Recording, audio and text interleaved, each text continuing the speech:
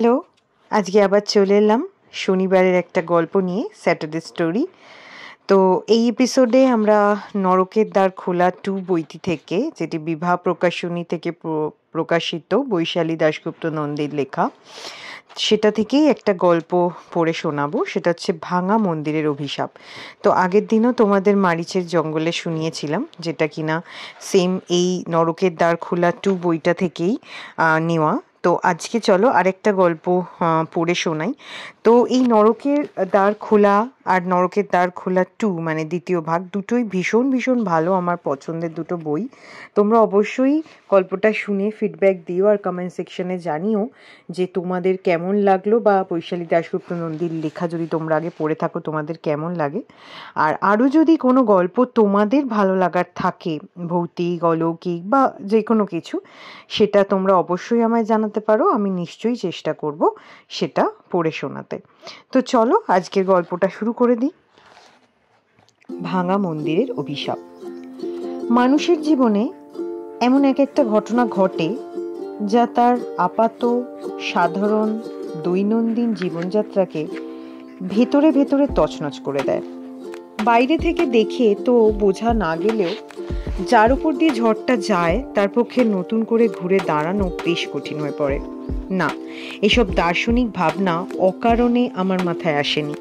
গত কয়েকদিন ধরে আমার বন্ধু সমুদ্রের উপর দিয়ে যে ঝড় বয়ে যাচ্ছে তার খুব ঘনিষ্ঠ সাক্ষী হিসেবে আমি আর অন্য বন্ধুরা তিলে তিলে উপলব্ধি করেছি এই কথাগুলো। হেয়ালি না করে স্পষ্ট করেই ঘটনাটা বলি তাহলে। পাড়ার রকবাজ বখাটে ছোঁড়া বলতে মধ্যবয়স্ক কাকু জেঠুরা যাদের বোঝান, আমি আর আমার বন্ধুরা এক কথায় তাই। ঘরের খাই আর সারাদিন বনের মোষ তাড়াই। অবশ্য বনের মোষ তাড়ানোর মধ্যে রাত বিরেতে ওই কাকু জেঠুরা অসুস্থ হয়ে পড়লে হাসপাতালে নিয়ে দৌড়ানো থেকে শুরু করে তাদের জন্য রক্ত দেওয়া অবধি সবই পড়ে। আমাদের মধ্যে কেউ স্কুলের গণ্ডি পার করেনি, কেউ বা গ্র্যাজুয়েট, তবে ওসবে আর কিছু যায় আসে না। অন্ধকার আমাদের ভবিষ্যতের গণ্ডি ছাড়িয়ে বর্তমানে আবৃত করে ফেলেছে। অজানা অচেনা যে কেউ আমাদের দেখে বলে, এদের সামনে এক বিশাল শূন্যতা ছাড়া আর কিছুই নেই। বাড়ির লোকেরাও আর আমাদের কাছ থেকে কিছু আশা করে না। 3 বেলা অসম্মানের ভাত খেয়ে জীবন ধারণ করাটাও আমাদের কাছে অভ্যাস হয়ে গেছে। সকালে ঘুম থেকে উঠে পাড়ার মোড়ের চায়ের দোকানে আড্ডা দিয়ে শুরু হয় আর শেষ হয় রাত 11টা অবধি এক চিলতে ক্লাব ঘরে ক্যারাম পেটানো দিয়ে। গত 3 বছর ধরে এই রুটিনটা চলছিল। ব্যাপারটা একটু অন্য চেহারা নিল আমাদের বন্ধু সমুদ্র প্রেমে পড়ার পর। না, একটু ভুল হলো, প্রেমে পড়াটা আমাদের কাছে নতুন নয়। পাড়ায় নতুন ভাড়াটে এলে বা নবনির্মিত ফ্ল্যাট বাড়িতে নতুন বাসিন্দা এলে আর তাদের ঘরে কোনো আমাদের কাছাকাছি বয়সের মেয়ে থাকলে তার প্রেমে পড়াটা আমাদের দৈনন্দিন দায়িত্ব। ঘুরিয়ে ফিরিয়ে এক একজনের অথবা একসঙ্গে দুজনের প্রেমে ওঠা পড়া লেগেই থাকতো। কখনো সে প্রেম মেয়ের সন্ডাগন্ডা বাবাকে দেখে, অথবা দামি বাইকে চড়া বাইসেপ বাগানো বয়ফ্রেন্ডকে দেখে, কিংবা মেয়ের তাচ্ছিল্যের সামনে আস্তে আস্তে বিন্দু হতে হতে মিলিয়ে যেত। এর কোনোটাই যদি না হতো সেক্ষেত্রে কপালটা নেহাতি খারাপ হতো, কারণ পথ পরিষ্কার দেখে প্রেমিকটির সাহস যেত বেড়ে, আর বেশিরভাগ সময় প্রেমের প্রস্তাব দিতে গিয়ে হাতের চড় অথবা মুখের ঝড়ের সামনে পড়ে পালাবার পথ পেতাম না আমরা। এইসব জেনেও বারবার প্রেমে পড়াটাই ছিল আমাদের একঘেয়ে জীবনের বিনোদন। সমুদ্রপ্রেমটাও এমনই হতো যদি না অঙ্কিতা মানে সমুদ্রের প্রেমিকা আচমকা তার প্রস্তাবে রাজি হয়ে যেত। আমাদের 5 জনের বড় বড় বিস্মিত চোখের সামনে অঙ্কিতা সমুদ্রের প্রস্তাব এক কথায় সলজ্জ হেসে হ্যাঁ বলল। আমরা সমুদ্র প্রথমটায় কোনো কেমন যেন ভ্যাবলার মতো তাকিয়ে রইল। তারপর যখন বুঝলো ব্যাপারটা ঠাট্টার নয়, তখন টলতে টলতে এসে বসে পড়লো আমাদের পাশে। ততক্ষণে অঙ্কিতা চলে গেছে। এরপর দিনের পর দিন আমাদের গবেষণার একটাই বিষয় ছিল, অঙ্কিতার মতো সুন্দরী বিদুষী সমুদ্রের মধ্যে কি দেখলো। মনে মনে আমারও একটু আফসোস হয়েছিল বই কি, আমি যদি আগে প্রস্তাবটা দিতাম তাহলে হয়তো। আমি হলপ করে বলতে পারি বাকিদেরও এমনই কিছু মনে হয়েছিল। যাই হোক, 70-এর মুখে ছাই দিয়ে সমুদ্র আর অঙ্কিতা প্রেমে গভীর হচ্ছিল। সমুদ্র আস্তে আস্তে কেমন সিরিয়াস টাইপ হয়ে যাচ্ছিল, আড্ডায় আসা কমিয়ে দিয়েছিল। একদিন ওকে বাড়িতে ডাকতে গিয়ে নিজের চোখে দেখলাম ওর বিছানার উপর পুর করে রাখা কম্পিটিটিভ পরীক্ষার বই। আমাদের মনে ওর জন্য বিতৃষ্ণা জমা হচ্ছিল। বাকি 5 জন আড়ালে সমুদ্রের নামে বদলে মজনু, মির্জাফর এইসব বলে সম্বোধন করতে শুরু করলাম। নিয়ম করে দিনের একটা সময় আমাদের কাছে আসতো বটেও, কিন্তু খেয়াল করে দেখেছি সে সময়টা অঙ্কিতা থাকতো কলেজে। মোটের উপরে সমুদ্র আস্তে আস্তে আমাদের বন্ধুবৃত্ত থেকে ছিটকে যাচ্ছিল, আমরাও ওকে এড়িয়ে চলছিলাম। এরকম প্রায় মাস 6 চলল। তারপর একদিন বিকেলে একটা খবর এলো আমাদের কানে। রেল স্টেশন আমাদের পাড়া থেকে হেঁটে 7 মিনিটের পথ, তাই পাড়ার সবাই মোটামুটি হেঁটেই যাতায়াত করতো। সেরকমই অফিস ফেরতা কারো মুখে শুনলাম এক মর্মান্তিক ঘটনার কথা। অঙ্কিতা কোথাও থেকে ফিরছিল। রেল লাইন পার হওয়ার সময় ডাউন লাইনে থ্রু ট্রেন অ্যানাউন্স হয়েছিল। ট্রেন অনেক দূরে ছিল বলে সে তাড়াতাড়ি পার হতে চাইছিল, হয়তো হয়েও যেত, কিন্তু তাড়াহুড়োয় তার পা পড়ে যায় দুটো লাইনের ফাঁকে। লক্ষ্য করেছি ট্রেন কাছাকাছি এলে খুব দ্রুত লাইনের ওই ফাঁক বুঝে যায়। অঙ্কিতার ক্ষেত্রেও তাই হয়েছিল হয়তো। তার একটা পা লক হয়ে গেল লাইনের ফাঁকে পড়ে। দাঁড়িয়ে দাঁড়িয়ে চোখের সামনে মেয়েটা দেখেছিল থ্রুতে ছুটে আসছে বিভীষিকার মতো। প্রত্যক্ষদর্শীরা যদিও বলেছিল অঙ্কিতা নাকি একটুও চিৎকার চেঁচামেচি বা ছটফট করেনি, বরং চুপ করে দাঁড়িয়ে যেন অপেক্ষা করছিল ট্রেন আসার। কিন্তু আমাদের বিশ্বাস হয়নি। সেও কি সম্ভব? বলাই বাহুল্য, কোনোভাবেই আর বাঁচা সম্ভব হয়নি অঙ্কিতার। খবর পেয়ে আমরা যখন পৌঁছালাম, অঙ্কিতার ছিন্ন ভিন্ন দেহটাকে আর মানুষ বলে চেনা যাচ্ছে না। কিছুক্ষণ পরে রেলের ডোম একটা পলিথিন প্যাকেটে ভরে নিল অঙ্কিতাকে, মানে ওর দেহাবশেষ। নানা জায়গায় ঘুরে ঘুরে ডোমটা কুড়িয়ে নিচ্ছিল অঙ্কিতাকে। লাইনের পাশে বসে পড়ে হর হর করে বমি করেছিলাম আমি। সমুদ্রকে এরপর 7 দিন কেউ খুঁজে পায়নি। ওর বিধবা মা পাগলের মতো আমাদের কাছে ছুটে এসে হাত ধরে অনুরোধ করেছিলেন ওকে খুঁজে আনার জন্য। উনি বলার আগে থেকেই আমরা খুঁজে বেড়াচ্ছিলাম আমাদের বন্ধুকে, কিন্তু সমুদ্র যেন গায়েব হয়ে গেছিল। আমরা পুলিশেও মিসিং ডায়েরি করেছিলাম, কিন্তু একটা কাঠবেকার পাড়ার জঞ্জাল ছেলের জন্য পুলিশেরও তেমন মাথা ব্যথা ছিল না। আস্তে আস্তে থিতিয়ে পড়ছিল ঘটনাটা। শুধু সমুদ্রের মা আর আমরা 5 জন ভুলতে পারছিলাম না। ঠিক 7 দিনের দিন মাঝরাতে টোকা পড়ল আমাদের ঘরের দরজায়। আমার ঘরটা আমাদের বাড়ির মধ্যে একটু একটেরে। ইচ্ছে করেই এই ঘরটা বেছে নিয়েছি থাকার জন্য। বাইরে থেকে এসে বারান্দায় উঠে বাঁদিকে সরাসরি আমার ঘরের দরজা, আর ডান দিকে বেঁকে বৈঠকখানা পেরিয়ে অন্যান্য ঘরগুলোতে যাওয়া যায়। আমার ঘরের মধ্যে সিগারেট খেলেও আমার হিটলার বাবার নাকে গন্ধ যাওয়া সম্ভব নয়।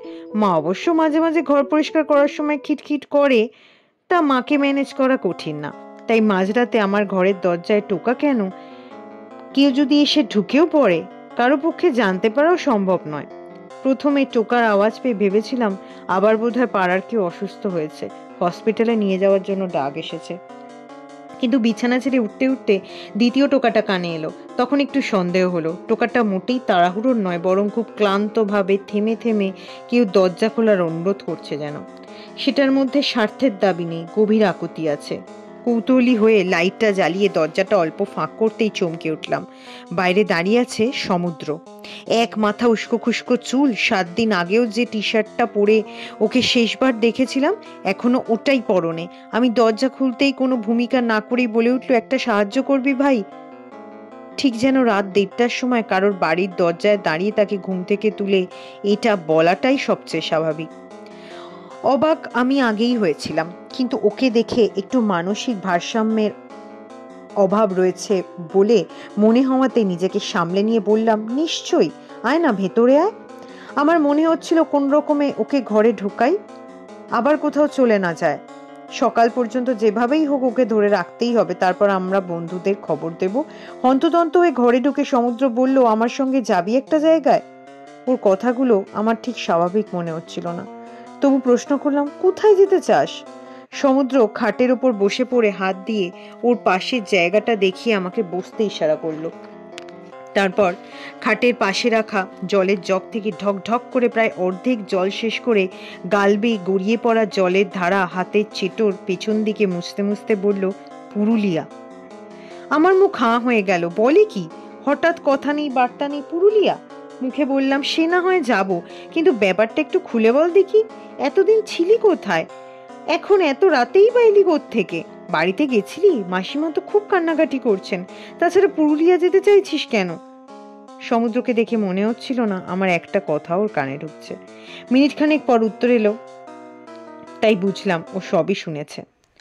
এখন যাব না মায়ের কাছে, গেলে আটকে পড়বো। পুরুলিয়া থেকে ফিরে একবারে যাব। আবার নীরবতা। কয়েক মিনিট পর মুখ খুলল। তুই হয়তো জানিস না, অঙ্কিতা ফোকলোরিস্টিক্স নিয়ে পড়াশোনা করছিল। যতক্ষণ আমাদের মধ্যে দেখা হতো তার বেশ অনেকটা সময় কাটতো ওর মুখে এসব শুনে। লেখাপড়া পাগল মেয়ে ছিল। ওর সঙ্গে মিশে আমার মধ্যেও নতুন করে ছড়িয়ে যাচ্ছিল পড়াশোনার ইচ্ছেটা। বলতে বলতে দু চোখ জলে ভরে এলো সমুদ্র। নিজেকে একটু সামলে নিয়ে বলতে থাকলো সে। ওর কাছেই শুনেছিলাম পুরুলিয়ায় এক আদিবাসী গ্রামের রহস্যের কথা। যদিও সেই আদিবাসী সম্প্রদায় খুব সন্তর্পণে বাকি পৃথিবীর কাছ থেকে লুকিয়ে রেখেছে তাদের এই রহস্য। কিছুদিন আগে অঙ্কিতা আর ওর কয়েকজন সহপাঠী কলেজ থেকে এক্সকারশনে গিয়েছিল গ্রামে। সেখানে দুদিন থাকার সুবাদে ওরা এই কথা জানতে পারে। আমি অধৈর্য হয়ে জিজ্ঞাসা করলাম, কিন্তু রহস্যটা কি? সমুদ্র আমার দিকে তাকিয়ে বলল, ওই গ্রামে এক আদিবাসী দেবীর মন্দির আছে। সেই মন্দিরের দরজা বহু বছর ধরে বন্ধ। কেউ জানে না মন্দিরের ভেতরে কি আছে। বাইরে থেকেই পূজিত হন দেবী। মন্দিরের দরজার ঠিক বাইরে একটা বড় পাথর রাখা থাকে। সেই পাথরকেই দেবী জ্ঞানে পুজো করা হয়। অদ্ভুত ব্যাপারটা হলো, কেউ ওই দেবীর নাম জানে না। বহু বছর ধরে তার পুজো প্রচলিত, তাই এখনো সবাই ভয়ে ভক্তিতে পুজো করে চলে এসেছে। আদিবাসীরা বিশ্বাস করে ওই মন্দিরের দরজা খুললে তার উপর নেমে আসবে এক ভয়ঙ্কর অভিশাপ। দরজা খোলার কয়েকদিনের মধ্যে এক মর্মান্তিক ও শিউরে ওঠার মতো সাংঘাতিক মৃত্যু হবে তার। শুধু তাই না, তার আত্মা চিরকালের জন্য বন্দী হয়ে পড়বে সেই মন্দিরের বন্ধ দরজার পেছনে। সমুদ্রের কথাগুলো শুনে বিশ্বাস তো অবশ্যই হচ্ছিল না, তবে একটা সন্দেহ জাগছিল। ইতস্তত করে জিজ্ঞাসা করেই ফেললাম, সমু, অঙ্কিতা কি? আমার কথা শেষ হওয়া আগেই সমুদ্র নিজের দুহাত দিয়ে মাথার চুল খামছে ধরে চেঁচিয়ে উঠল, হ্যাঁ মৃণাল, হ্যাঁ হ্যাঁ মৃণাল, হ্যাঁ। অঙ্কিতা ওই মন্দিরের দরজা খুলে ফেলেছিল। ও পুরো ব্যাপারটাকে একটা লোককথা হিসেবেই দেখেছিল। ওর বন্ধুরা নাকি অনেক বারণ করেছিল ওকে, কিন্তু ও কোনো কথাই শোনেনি। যেদিন ওরা ওখানে পৌঁছায় সেদিন রাতেই অঙ্কিতা ওর আরও দুই বন্ধু রাহুল আর নীরজকে কোনো মতে রাজি করিয়ে যায় ওই মন্দিরে। যে গেস্ট হাউসে উঠেছিল সেখানকার চৌকিদারকে টাকা খাইয়ে দুটো শাবল জোগাড় করেছিল। তারপর মন্দিরের তালা ভেঙে ফেলেছিল ওরা। ফিরে এসে ঘটনাটা রসিয়ে বর্ণনা করেছিল আমার কাছে অঙ্কিতা। আবার বাধা দিলাম সমুদ্রকে, তার মানে ওই দুই বন্ধুর তো এতদিনে মরে যাওয়া উচিত। আমিও ঠিক এটাই ভাবছিলাম জানিস। তাই অঙ্কিতা মারা যাওয়ার পর এই কদিন পাগলার মতো ঘুরেছি ওদের সন্ধানে। ওদের কলেজে গিয়ে জানতে পারলাম অঙ্কিতার মৃত্যুর খবর পাওয়ার পর থেকে ওরা কলেজে আসা বন্ধ করেছে। জানতে পারলাম ওরা দুজনেই হস্টেলে থাকে। একজনের বাড়ি বর্ধমান, অন্যজনের মুর্শিদাবাদ। হোস্টেলে গিয়ে শুনলাম দুজনের কেউই হোস্টেলে নেই, বাড়িতে গেছে। অগত্যা একে একে দুজনের বাড়িতেই গেলাম। দুজনেই শারীরিকভাবে সুস্থ আছে, যদিও মানসিকভাবে ভেঙে পড়েছে। আমি ওদের জিজ্ঞাসা করে যা উদ্ধার করলাম তা হলো, ওরা তিনজনেই মন্দিরের দরজা ভেঙেছিল ঠিকই, কিন্তু একদম শেষে গিয়ে কিছুতেই তালার বাকি অংশটি কি ভেঙে পড়তে চাইছিল না। তখন অদ্ভুতভাবে অঙ্কিতা শাবলের চাপ দিতেই ভেঙে পড়ে সম্পূর্ণ তালাটা। অঙ্কিতাই দরজা খোলে হাতের চাপে, কিন্তু ভেতরে চাপ চাপ অন্ধকারে কিছুই দেখতে পায়নি। এই সময় রাহুল আর নীরজ পুরোপুরি বেঁকে বসে। তখন বাধ্য হয়ে চলে আসতে হয় অঙ্কিতাকে, কিন্তু সেভাবে দেখতে গেলে অঙ্কিতাই মন্দিরের দরজা খুলেছিল, তাই অভিশাপ ওর উপরেই নেমে এসেছে। আমি অবিশ্বাসের কণ্ঠে সমুদ্রকে বললাম, তুই এসবে বিশ্বাস করছিস? সমুদ্র প্রতিবাদের ভঙ্গিতে বলল, সেটাই তো, বিশ্বাস করতে চাই না বলেই একবার যেতে চাই ওখানে, দেখতে চাই সব কিছু নিজের চোখে। তুই জানিস না, এ কদিন দু চোখের পাতা এক করতে পারিনি আমি। চোখ বন্ধ করলেই দেখতে পাচ্ছি শতাব্দী প্রাচীন এক মন্দিরের ভাঙাচোরা দরজা, আর ভেতর থেকে ভেসে আসে একটা করুণ চিৎকার, আর সেই গলাটা অঙ্কিতার। জানি এই সবই আমার দুর্বল মনের কল্পনা, কিন্তু তবু একবারের জন্য চক্ষুকর্ণের বিবাদ ভঞ্জন করতে চাই। এটা মনে আসার পর তোর কথাই আমার সবার আগে মনে পড়েছিল। যাবি তো মৃণাল? আমি মনে মনে অন্য কথা ভাবছিলাম। অঙ্কিতার মৃত্যু আর মন্দিরের দরজা খোলার বিষয়টা সম্পূর্ণ কাকতালীয়, সন্দেহ নেই। কিন্তু আমি যেতে অস্বীকার করি তাহলে হয় সমুদ্র একাই যাবে, নয়তো সারা জীবন এই কৌতূহল ওকে কুড়ে কুড়ে খাবে। হতে পারে ও আস্তে আস্তে মানসিক ভারসাম্য হারিয়ে ফেলবে। তার চেয়ে একবার যদি নিজের চোখে দেখে আসতে পারে অঙ্কিতার আত্মা ওখানে আটকে নেই, সবটাই একটা অন্ধবিশ্বাস, তাহলে হয়তো সহজে জীবনে ফিরতে পারবে সমুদ্র। পরের দিন সকালেই পুরুলিয়া যাওয়ার ট্রেন ধরবো বলে কথা দিলাম ওকে। সমুদ্র আশ্বস্ত হয়ে শিশুর মতো বাকি রাতটা আমার পাশে শুয়ে ঘুমোলো। একবারও স্বপ্ন দেখে জগতে বা চিৎকার করতে দেখলাম না। বুঝলাম আমি সঠিক সিদ্ধান্তই নিয়েছি। শুধু যাওয়ার কথাতেই ও নিশ্চিন্তে ঘুমাচ্ছে। একবার ওখান থেকে ঘুরে এলে অঙ্কিতাকে পুরোপুরি ভুলে যেতে সময় লাগবে না সমুদ্রর। আদিবাসী গ্রামটা সোনপাহাড়ি নামে একটি ছোট্ট টিলার ওপরে। চারিদিক সবুজে সবুজ। আশেপাশের এরকম আরো বেশ কিছু ছোট ছোট টিলা দেখা যায়। দুপুর দুপুর পৌঁছে গিয়ে আমরা উঠলাম সেই গেস্ট হাউসে, যেখানে অঙ্কিতারা উঠেছিল। অবশ্য এটা ছাড়া আর কোনো জায়গাও নেই থাকার। বেড়াতে আসার জন্য খুব একটা জনপ্রিয় নয় এই গ্রাম। গেস্ট হাউসে জিনিসপত্র রেখে আর দুপুরের জন্য গরম গরম বনমুরগির ঝোল আর ভাতের অর্ডার দিয়ে আমরা বেরিয়ে পড়লাম মন্দিরের উদ্দেশ্যে। গেস্ট হাউসে আমরা ছাড়া আর অতিথি নেই। বুঝলাম সারা বছর এরা প্রায় মাছই মারে। আমি রিসেপশনে বসা ভদ্রলোকের দিকে এগিয়ে গিয়ে খাবারের অর্ডার দিতে দিতে নানারকম গল্প করছিলাম। ভদ্রলোকের বয়স বছর 45, কথায় পুরুলিয়ায় আঞ্চলিক উপভাষার টান স্পষ্ট। কথায় কথায় ওকে জিজ্ঞাসা করে যা জানতে পারলাম, কিছুদিন আগে কলকাতার কলেজের একটা টিম এসেছিল এখানে। ওরা যেদিন এখান থেকে চলে যাবে সেদিন সকালে মন্দিরের দরজার তালা ভাঙা অবস্থায় পাওয়া যায়। মন্দিরের বাইরে দুটো শাবল মেলে। ম্যানেজার বাবু দেখতে গেছিলেন, তারপরেই আবিষ্কৃত হয় গেস্ট হাউসের দুটো শাবল গায়েব। সন্দেহ পড়ে কলেজের ছেলে মেয়েগুলোর ওপরেই, কিন্তু ততক্ষণে ওরা রওনা হয়ে গেছে স্টেশনের উদ্দেশ্যে। গেস্ট হাউসের চৌকিদারও নিখোঁজ। সম্ভবত মন্দিরের দরজার তালা ভাঙার সংবাদ পেয়েই সে পালিয়েছে, কারণ শাবল দুটো তার ঘরেই রাখা থাকতো। হয়তো টাকা পয়সার লোভেই সে ওগুলো দিয়েছিল। গ্রামের লোক খুব ক্ষেপে গিয়েছিল।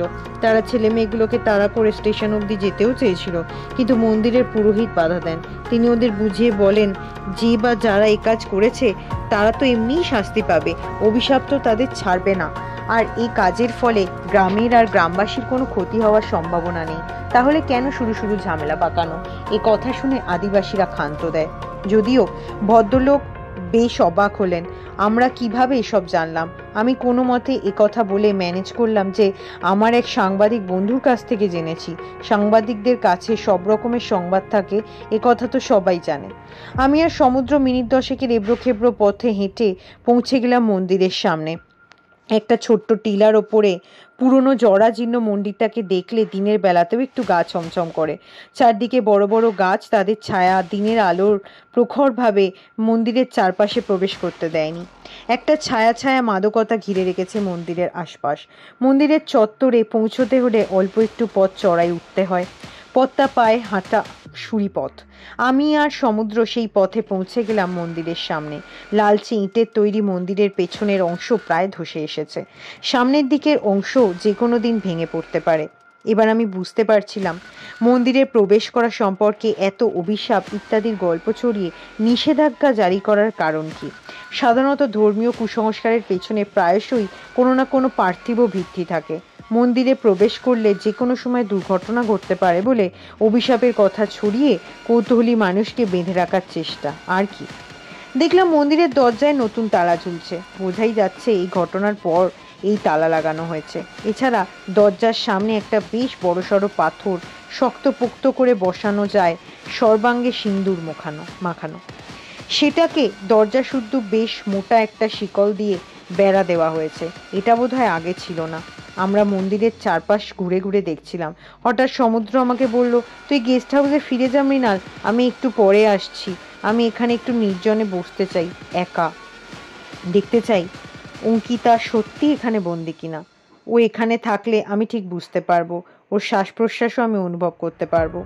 এবার একটু ভয় পেলাম। সমুদ্রকে একা রেখে যাব? যদি আবেগপ্রবণ হয়ে কিছু করে বসে? নিজেকে কোনোদিন ক্ষমা করতে পারবো না। তাই ওকে বুঝিয়ে সুঝিয়ে সঙ্গে নিয়ে যাওয়ারই চেষ্টা করছিলাম। কিন্তু অনেকক্ষণ বোঝানোর পরও যখন ও শক্ত চোয়াল আলগা হলো না, তখন মাথায় দুশ্চিন্তা নিয়েই ফিরে চললাম গেস্ট হাউসে। তখন বেলা প্রায় 3টে। খিদে পেটে ইঁদুর ছুটোছুটি করছে। এত রাগ হচ্ছিল সমুদ্রের ওপর যে গেস্ট হাউসে ফিরে স্নান করে একাই খেয়ে নিলাম। খেয়ে উঠতে উঠতে বেলা প্রায় 4:15 বাজলো। তখনও সমুদ্রের দেখা নেই। গত রাতে ভালো ঘুম হয়নি। ক্লান্তিতে বিছানায় গড়িয়ে পড়লাম। কখন যে ঘুম চোখে জুড়ে এলো তা নিজেও বুঝতে পারিনি। ঘুম যখন ভাঙলো তখন ঘড়ির কাঁটার 6টা ছড়িয়ে এগিয়ে চলেছে। প্রথমেই মনে এলো যে কথাটা, তা হলো সমুদ্র কি ফেরেনি? নাকি আমি এত গভীর ঘুমিয়েছি যে দরজায় কড়াঘাত শুনতে পাইনি। ধর্মর করে উঠে দরজায় খিল দিয়ে নিচে গেলাম। রিসেপশনে জিজ্ঞেস করে জানতে পারলাম সমুদ্র ফেরেনি। আমার হাত পা ঠান্ডা হয়ে এলো। নিজের উপরেই রাগ হচ্ছিল, কিভাবে আমি এতটা দায়িত্বজ্ঞানহীন হতে পারলাম। ঘুমিয়ে পড়লাম কি করে? কোনো রকমে ঘরে ফিরে জামা প্যান্ট পাল্টে বেরিয়ে পড়লাম। শুধু সঙ্গে নিলাম একটা 3 ব্যাটারির টর্চ। একবার ভাবলাম গেস্ট হাউসে জানাবো কিনা, তারপর বুঝলাম সেটা বুদ্ধিমানের কাজ হবে না।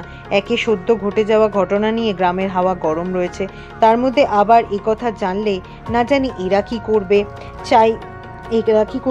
চাই কি পুলিশ ডেকে ধরিয়েও দিতে পারে। গিয়ে যদি দেখি সমুদ্র বহাল তবিয়াতে ওখানে বসে আছে, তখন এসব পাঁচকান করার জন্য হয়তো আফসোস হবে। কাজেই একাই চললাম সমুদ্র অভিযান উদ্ধারে। সেই মুহূর্তে সমুদ্রকে সামনে পেলে আমি হয়তো টেনে এক চড় মারতাম ওকে, পাগলামি ঘুষিয়ে দিতাম ওর। মন্দিরের পৌঁছানোর পুরো রাস্তাটাই অন্ধকারে ঢাকা। আমি বরাবর টর্চ জ্বালিয়ে নিভিয়ে যেতে লাগলাম। সবচেয়ে ভয় করছিল সাপখোপের কথা ভেবে। যাই হোক, নির্বিঘ্নে পৌঁছে গেলাম মন্দিরের সামনে। আগেই চারদিকে ঘুরে দেখলাম সমুদ্রকে দেখা যায় কিনা, কিন্তু না, কোথাও নেই সে। তারপর গলা ছেড়ে ওর নাম ধরে ডাকতে লাগলাম, সমু, সমু, তুই কোথায়? প্লিজ সাড়া দে। আমার গলার স্বর অন্ধকারে প্রতিধ্বনি হয়ে ফিরে এলো আমারই কাছে। আমি মন্দিরের সামনে দাঁড়িয়ে এদিক ওদিক টর্চের আলো ফেলে দেখার চেষ্টা করছিলাম সমুদ্রকে দেখা যায় কিনা। একটা অজানা আশঙ্কায় হৃৎপিণ্ডের ধুকপুকানি অনেক গুণ বেড়ে গেল। সহসা টর্চের আলো মন্দিরের দরজার উপর পড়তেই আমি চমকে উঠলাম। দরজাটা খোলা, পুরো হাট করে খোলা নয়। একটা দরজা বন্ধ, অন্যটা অর্ধেক খোলা। দেখেই মনে হলো কেউ যেন ওই খোলা অংশ দিয়ে ভেতরে ঢুকেছে। সমুদ্র ছাড়ার কেই বা হতে পারে। সামনের পাথরটা যথাস্থানে রয়েছে, তাকে ঘিরে বেড়ার মতো করে লাগানো মোটা শিকলটাও রয়েছে। দরজা দিয়ে ঢুকতে গেলে পাথরটার গা ঘেঁষে গুড়ি মেরে এগিয়ে শিকলের ঘেরাটোপের তলা দিয়ে ঢুকতে হবে। আগে যখন শিকল ছিল না, তখন কাজটা এখনকার থেকে সহজে করা যেত বলেই মনে হয়। কিন্তু এখন সমুদ্র রোগা পাতলা চেহারা নিয়ে গলে যেতে পারলেও আমার লম্বা চওড়া পেটানো শরীর গলতে নিঃসন্দেহে বেগ পেতে হবে। কিন্তু আপাতত এছাড়ার কোনো উপায় আছে বলে তো মনে হলো না। টর্চটা শিকলের নিচ দিয়ে হাত বাড়িয়ে জ্বলন্ত অবস্থাতেই আগের দরজার কাছাকাছি পৌঁছে দিলাম। আলোর দিকটা আমার দিকে করে কোনো মতে স্থির করে রাখতে সক্ষম হলাম, যাতে গড়িয়ে না যায়। তারপর শুয়ে পড়ে প্রায় বুকে ঘেঁষটে হেঁচড়ে অবশেষে পৌঁছাতে পারলাম দরজার কাছে।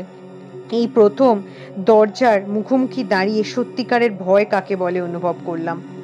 সামনে একটা আধখোলা দরজা, যার ভিতরে কি আছে তা কেউ জানে না।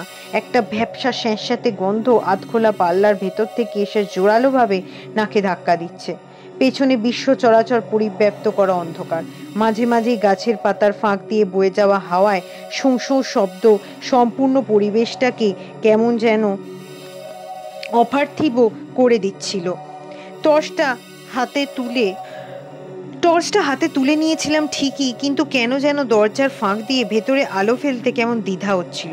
মনে হচ্ছিল অনধিকার প্রবেশ করে মন্দিরের ভেতরে বসবাসকারী এত বছরের অন্ধকারকে ঢাকা পড়ে থাকা সত্যি অথবা মিথ্যেটাকে জানার কোনো অধিকার আমার বা অন্য কারণে। হঠাৎ খুব রাগ হলো অঙ্কিতার ওপর। কি প্রয়োজন ছিল ওর মন্দিরের এত বছরের চাপা পড়ে থাকা রহস্যকে জানার? নিজেকে অপরাধী মনে হচ্ছিল। মনে মনে কার কাছ থেকে ক্ষমা চাইব জানি না, কিন্তু বিড়বিড় করে বলে উঠলাম, তোমার একান্ত নিজস্ব অন্দরে অনধিকার প্রবেশের জন্য আমায় ক্ষমা করো। আর প্রায় সঙ্গে সঙ্গেই এক হাতে ধাক্কা দিয়ে খুলে ফেললাম একদিকের বন্ধ পাল্লাটা। আর্তনাদ করে দরজাটা খানিকটা ফাঁক হয়ে গেল ঠিকই, কিন্তু ভেতরের অন্ধকার এতটুকুও হালকা হলো না।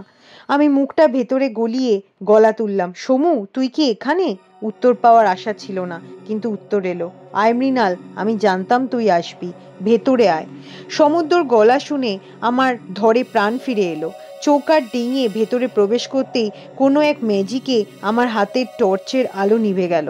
আমার মন বিশ্বাস করতেই চাইছিল মন্দিরের অধিষ্ঠাত্রী দেবী চাইছেন না তার রহস্য কেউ দেখে ফেলুক, জেনে ফেলুক। কিন্তু মাথা বলছিল হয়তো টর্চের ব্যাটারি ডাউন হয়ে গেছে, অথবা অন্য কোনো টেকনিক্যাল সমস্যা। ডান হাতে টর্চটা ধরে বাঁ হাতের তালুর উপর ঠুকে ঠুকে জ্বালানোর চেষ্টা করছিলাম।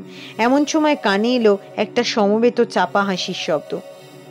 মানে একটাই শব্দ, তবে একাধিক কণ্ঠস্বর। বুঝতে পারছি খুব অদ্ভুত শোনাচ্ছে, কিন্তু হাসিটার বর্ণনা করতে গেলে আর কিভাবে বলবো বুঝতে পারছি না। বুঝতে পারছি সমুদ্র হাসছে, অথচ ওর গলা থেকে একই সঙ্গে দুটো শব্দ বেরোচ্ছে।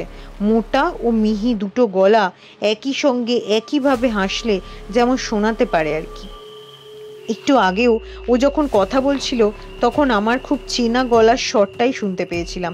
অবাক হয়ে হাসির শব্দ লক্ষ্য করে সেদিকে তাকাতেই দেখলাম আমার খুব কাছে দাঁড়িয়ে আছে সমুদ্র। অন্ধকারে জল করছে ওর চোখ দুটো। ঝকঝকে সাদা দাঁত বের করে হাসলো, তারপর বলল, ভয় পেলি নাকি? সেই গলা একজন সমুদ্রের ভেতর থেকে যেন দুজন মানুষ কথা বলছে। এক মুহূর্তের জন্য আমার মনে হলো সমুদ্রের শরীর থেকে যে কথা বলছে ও অঙ্কিতা। সারা শরীর শিউরে উঠল। একবার পেছনে ফিরে দরজার দিকে তাকালাম। কখন সে দরজা বন্ধ হয়ে গেছে জানি না, কি বন্ধ করলো তাও জানি না। এদিকে সমুদ্র সেই অপার্থিব কণ্ঠে বলে চলেছে, ভয় পাস না মৃণাল, বাইরের পৃথিবীর সব নিয়ম সব প্রযুক্তি এই মন্দিরের ভেতরে অচল। এখানে সময় থমকে রয়েছে কয়েক শতাব্দী ধরে, সেই জন্যই তোর টর্চ এখানে কাজ করবে না। আমার পা দুটো কাঁপছিল, ইচ্ছে করছিল সমুদ্রের হাত ধরে টেনে এক ছুটে বেরিয়ে পড়ি, কিন্তু কাকে নিয়ে বেরোবো? এই সমুদ্র কি সেই সমুদ্র? আর ওকে ফেলে রেখেই বা পালাই কি করে? কাপা গলায় বলে উঠলাম, তোর কি হয়েছে সমু? তুই এইভাবে কেন কথা বলছিস? আবার সেই অমানুষিক হাসলো সমুদ্র, তারপর বলল, বুঝতে পারলি না? অঙ্কিতা আছে তো আমার সঙ্গে, একই দেহে একই মনে, আর আমরা দুজন আলাদা হব না। অঙ্কিতাকে আমি এখান থেকে নিয়ে যাব। যে জন্য এখানে এসেছি আমরা, তা পুরোপুরি সফল মৃণাল। তুই না থাকলে এসব কিছুই হতো না।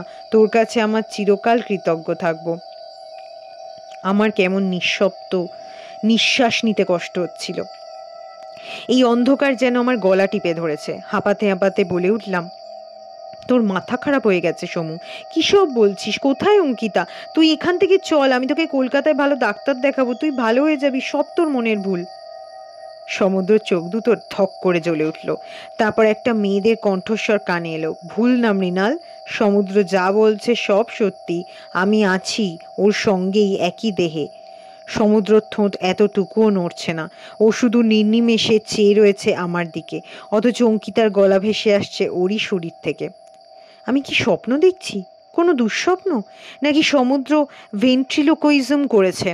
কিন্তু এত বছর কখনো শুনিনি এই বিদ্যাও জানে বলে, তার উপর এত সুন্দর পারফেকশনের সঙ্গে করছে কাজটা। আমি এখান থেকে মুক্তি চাই মৃণাল। খেলার ছলে আমার জীবন, আমার সব স্বপ্ন ভবিষ্যৎ সব কিছু নষ্ট করে ফেলেছি। আমার শরীর শেষ হয়ে গেছে, আত্মা আটকে পড়েছে এই চির অন্ধকারে। কিন্তু এবার আমি এখান থেকে মুক্তি চাই, আর সেজন্য আমার তোমার সাহায্য চাই। আমি কিভাবে সাহায্য করব? সমুদ্র আমার হাত ধরল। বরফের মতো ঠান্ডা হাতের স্পর্শে শিউরে উঠলাম। আমি যে মুহূর্তে মন্দিরের দরজা খুলে ভেতরে ঢুকেছিলাম, সেই মুহূর্তে আমার শরীর থেকে আত্মা আলাদা হয়ে গেছিল। আমার শরীরটা পড়ে গিয়েছিল মাটিতে। রাহুল আর নীরাজ সেই দৃশ্য দেখে আমাকে মৃত ভেবে তক্ষুনি পালিয়ে যায় গেস্ট হাউসে। গভীর রাতে আমি একা ফিরেছিলাম। ওরা যা ভেবেছিল ঠিকই ভেবেছিল, আমি তখন মৃতই। আমার আত্মাহীন শরীরে প্রবেশ করেছিল না জানি কবে থেকে এখানে বন্দি থাকা অন্য এক আত্মা। কেউ বুঝতেও পারেনি। কলকাতায় পৌঁছানোর 2-1 দিনের মধ্যেই ট্রেনের ধাক্কায় ছিন্ন ভিন্ন হয়ে যায় আমার শরীর, আর মুক্তি পেয়েছিল সেই আত্মা। আমি অঙ্কিতার কথায় বাধা দিয়ে বলে উঠলাম, দাঁড়াও দাঁড়াও, আমাকে তো সমুদ্র এত কথা বলেনি। আর তাছাড়া ও বলেছিল তুমি ওকে ফিরে গিয়ে বলেছো এ ঘটনা, কিন্তু ততদিনে তোমার দেহে তো অন্য আত্মার বাস। ঠিক ধরেছিস, আসলে এখানে আসার আগেই অঙ্কিতা এই মন্দিরের সম্পর্কে জানতো। ও তখনই আমাকে বলেছিল সুযোগ পেলেও মন্দিরে ঢুকে দেখতে চায়। সমুদ্র সেই দ্বৈত কণ্ঠ শোনা গেল। ওর মুখ নড়ছে এবার। অঙ্কিতা এখান থেকে ফিরে যাওয়ার পর আমার সঙ্গে একটি বারও দেখা করেনি। তখনই সন্দেহ হয়েছিল আমার। তারপর ওর সেই ভয়াবহ মৃত্যু। আমি তখনই দেখা করি ওর বন্ধুদের সঙ্গে। তোকে এসব বলিনি, যদি ভয় পেয়ে আসতে রাজি না হতিস। সেইটুকু বলেছি যতটা বললে তোর পক্ষে কাকতালীয় বলে উড়িয়ে দেওয়া সহজ হবে। কিন্তু সমুদ্র, আজ যে তুই এই দরজা খুলে ঢুকলি, অভিশাপ থেকে তো তুইও রক্ষা পাবি না, আর আমি তোদের কিভাবে সাহায্য করব? আমার আরও কাছে ঘেঁষে এলো সমুদ্র। ওর ঠান্ডা নিঃশ্বাস আমার গাল বেয়ে গলা বেয়ে বুকের ওপর নেমে যাচ্ছে। ফিসফিসে খসখসে দ্বৈত কণ্ঠে বলে উঠল, রেহাই পেতে চায় কে? আমি এসেছি এখান থেকে অঙ্কিতাকে উদ্ধার করে নিয়ে যেতে। ওকে নিয়ে বেরিয়ে যাব। তার কয়েকদিনের মধ্যে কোনো বীভৎস মৃত্যু নেমে আসবে আমার ওপর, তারপর দুজনেই মুক্ত। কেউ আর বন্দি করে রাখতে পারবে না আমাদের। আর এই জন্যই তোকে প্রয়োজন মৃণাল। তুই সাহায্য করবি অঙ্কিতাকে এখান থেকে বেরোতে। আমার গলা শুকিয়ে আসছে, শ্বাসকষ্ট বেড়েই চলেছে। কোনো রকমে বললাম, কিভাবে? তুই বোধহয় খেয়াল করিসনি, আমি আর তুই দুজনেই এখন মন্দিরের ভেতরে। আমাদের দুজনের আত্মাও বন্দী হয়ে গেছে এখানে, তাই মন্দিরের দরজা আপনা আপনি বন্ধ হয়ে গেছে। এবার এই দরজা খুলবে তখনই যখন কোনো আত্মা অন্যের শরীর ধারণ করে বেরিয়ে যাবে। এই মুহূর্তে এখানে 3টে আত্মার 2টো শরীর। আত্মা নিজের শরীরে আর প্রবেশ করতে পারবে না, তাই আমার আত্মা ঢুকবে তোর শরীরে, আর অঙ্কিতার আত্মা আমার শরীরে তো আছেই। এভাবে আমরা বেরিয়ে পড়বো এখান থেকে। কদিন পর তোর দেহের জন্য আসবে এক ভয়াবহ মৃত্যু। কি করবি বল? তোর কাছে তো আর কোনো পথ নেই। আমার সারা শরীরে ঘামের বন্যা, চোখ দুটো খুলে রাখতে পারছি না। জন্মের ঘুম এসে চেপে ধরেছে আমাকে। এদিকে চোখ বুঝলেই দেখতে পাচ্ছি নানা রঙের আলোর রোশনাই। জোর করে চোখ খুললাম।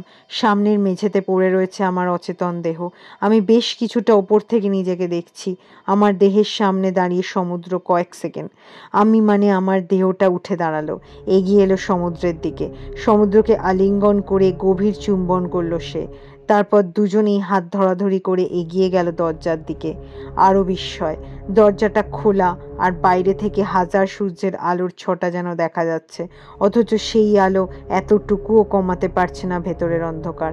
ওরা বেরিয়ে যেতেই দরজা বন্ধ হয়ে গেল। এই দরজা এবার শুধু বাইরে থেকেই খুলবে। আমার গলা চিরে বেরিয়ে এলো বুক ফাটা আর্তনাদ। ভুল বললাম, গলা বুক এর কোনোটাই কি আত্মার থাকে?